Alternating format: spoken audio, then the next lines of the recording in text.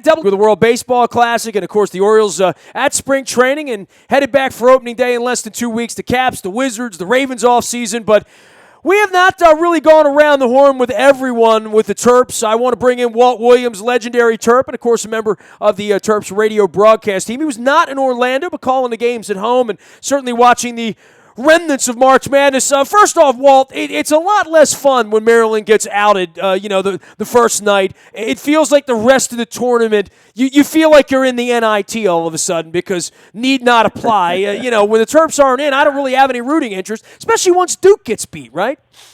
Yeah, exactly. So, as soon as the Terps lost, the focus is on when does Duke lose? So all of those factors have gone away. So, it makes it pretty bland. The rest of the tournament. Bland. That's a perfect word for this, Walt. It is. It is bland. And I guess when the Gonzagas and the Butlers are no longer considered, the tall tales, right? Middle Tennessee State would have been a nice story. I think Wichita State, they couldn't get that shot off at the end against Kentucky. Xavier, who beat Maryland, they're the last double-digit seed left, and I question as to whether they were just seeded unfairly to some degree and really had that struggle that last month before they beat us last week.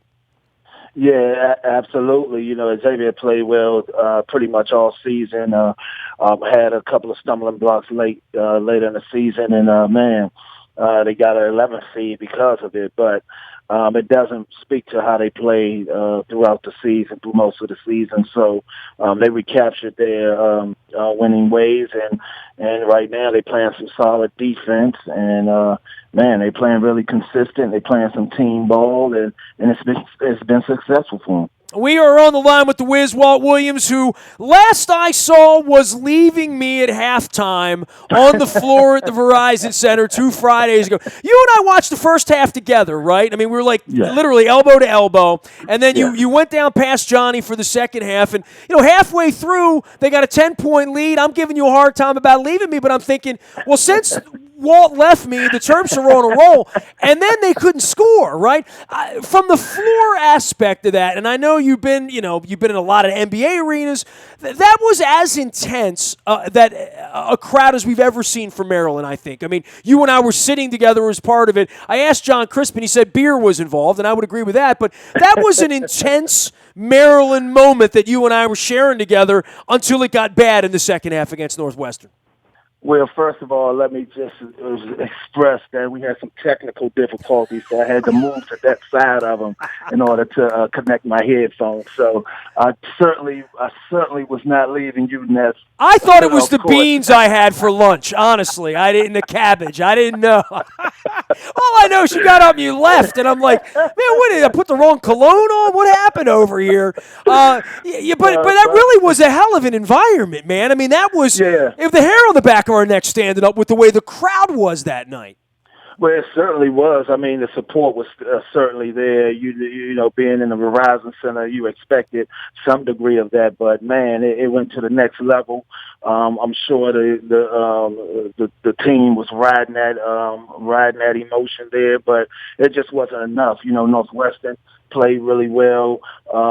The first time we played, they wasn't healthy. This time they were, and it made the difference. Their best player really showed up, and he performed down the stretch, and he made big shots, and they pulled it out. They played some solid defense throughout, and that's what pulled the game out for them. They made the tough plays down the stretch, and they did what they had to do to win. Well, this has been a tough end, right? I mean, first the Northwestern game in front of the home crowd, then you go down to Orlando, and it was almost like an identical game, right? And part of that is you're counting on Melo Trimble. Wiz, you were the guy here and other places. You know what it's like to have to be the guy that in the last 2 minutes, you better be able to sink 3 or 4 shots. You better be able to hold your water at the free throw line if you got to go there.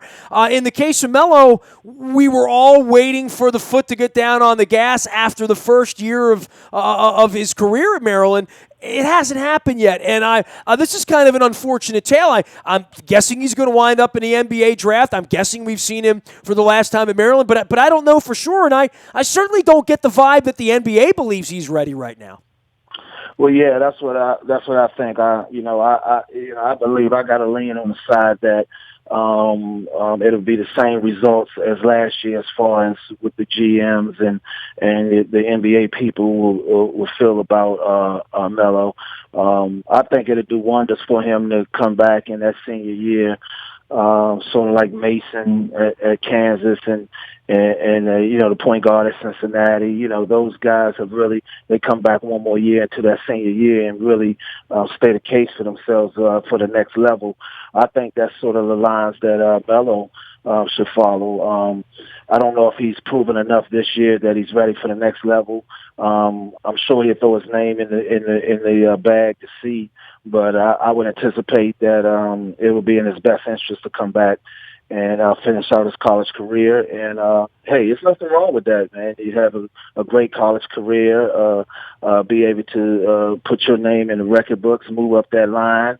And then also give yourself another chance to come back and really be impactful and give yourself the best opportunity to get to the next level. We certainly would be surrounded by some good kids, right? I mean, everything we saw from Callen and Jackson and Herter this year lead us to believe next year's going to be okay with or without Melo, right? And obviously the kind of recruiting that Bino's done along with Mark Turgeon and even bringing a Baltimore kid in next year from over at St. Joe. We're excited about that as well. I think the future's there, but so much of it does hinge on Melo, right? This is Melo's story over the next couple of weeks, right?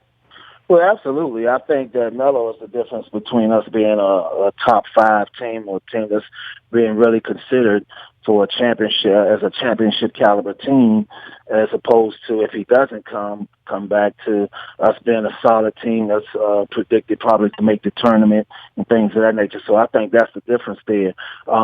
Just like you mentioned, these young guys had a solid year. You expect them to keep improving and have an even better year next year, having that experience.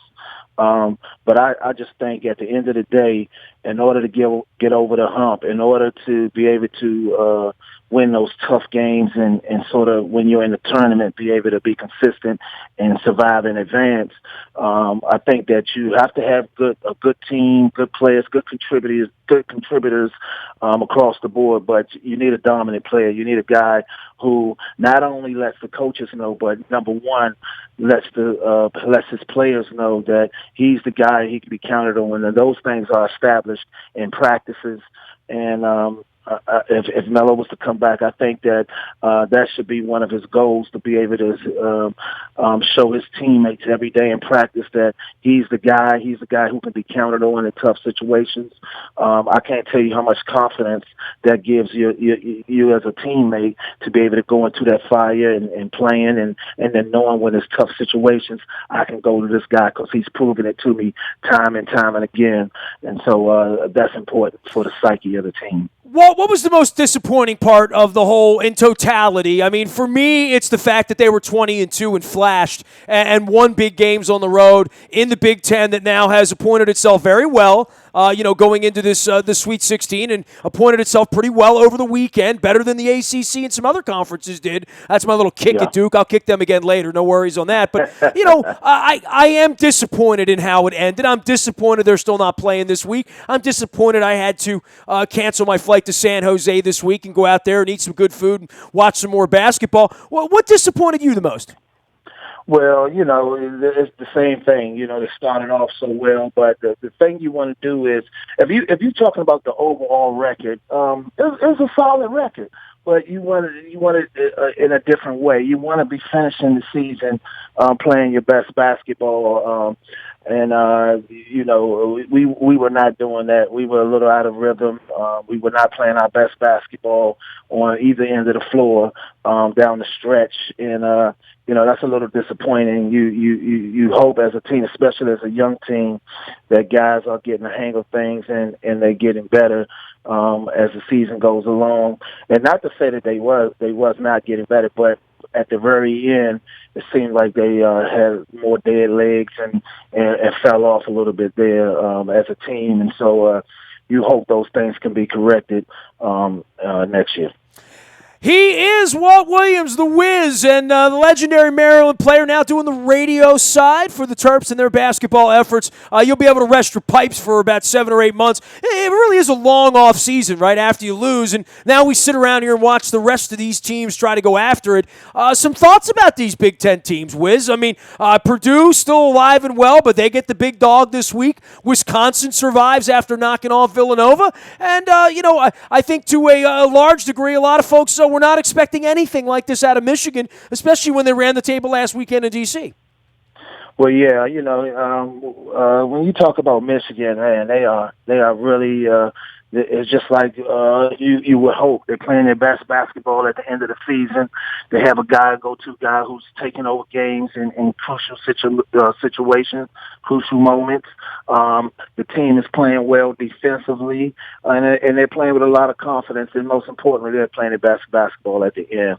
You can't say enough about Purdue. They have a good combination of inside out.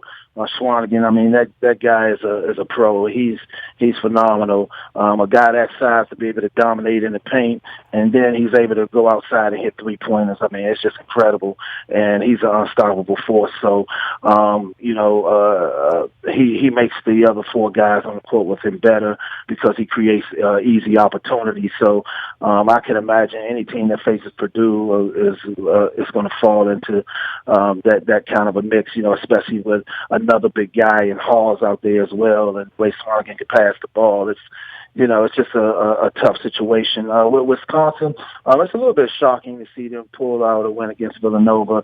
Wisconsin's always a tough team and solid and consistent. The thing that stands out most in my mind with Wisconsin is that was such a big win, and how will they be able to bounce back from that mentally? Will they be able to get themselves back together and focus on the overall task here, or will they be will that last one be too of a high for them to come back down and get back focused? So it's going to be interesting to see the dynamic of it all. Are you one of those cheap, petty guys like me, watching Duke and rooting against them and feeling really, really good when Coach K has to go to center court and shake the hand as a loser? Unfortunately, I am petty like that. Yeah, all right, attaboy. That's why I love you, Walt. That's why. We really do take some perverse pride in that, don't we? I mean, it's like watching the Patriots or the Steelers lose. It's just fun, And look, it's unfortunate because I think I like Tatum, man. I think he's a fantastic player, but unfortunately, he just has the wrong uniform on. We said that about Wojo, about all those guys down there. I don't think there's any doubt about that. Who do you like? I think it's hard to not like Kansas right now, but I do think Purdue's going to be a handful for them. Obviously UNC survived the other night. Kentucky survived barely, and then there's Gonzaga. The East and the West have some lighter competition out there, I feel, than what the Midwest and the South are going to be bulldog divisions here for UNC, and I think for Kansas to navigate this weekend. Well, yeah, the right side of the bracket is definitely tougher than the left side.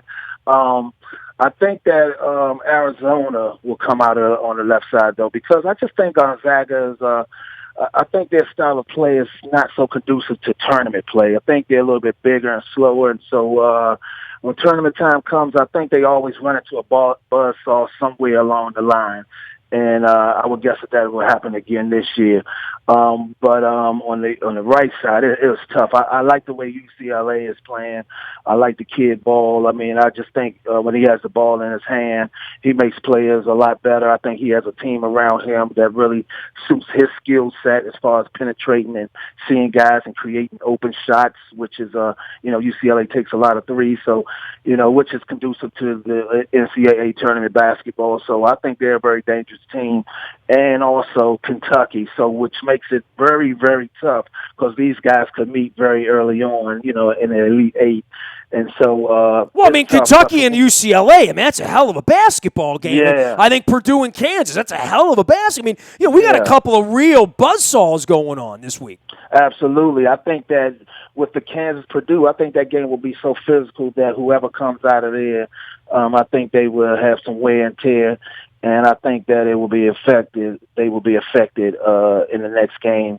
In that next game with Kentucky UCLA, though, I think that whoever wins that game, they have a lot of confidence. They have a lot of momentum going into the rest of the tournament. So I think whoever comes out of that UCLA Kentucky game is my favorite to win it. I'm going with Kentucky.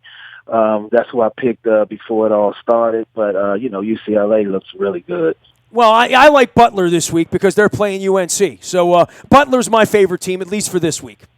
Mm-hmm. Yeah, see, I like UNC, man. I like their guard play. I like the kid on the wing, number 44. I think that he's a fantastic player, a dynamic guy that gives him that X factor. They got good guard play, so they're a good defensive team.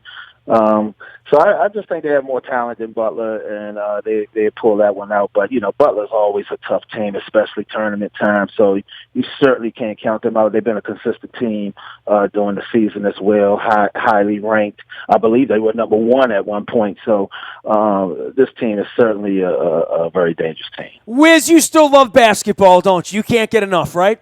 Oh, absolutely, man. Absolutely. I can tell you've watched every dribble of the tournament. He is Walt Williams, the Wiz, joining us here to lament the requiem for all things Maryland Terps. It was a good year. It wasn't a great year. I'm bummed about him not playing. And, I guess that's part of being a fan is feeling that disappointment when you don't play well, right? I mean, lets you know you still care a little bit, right?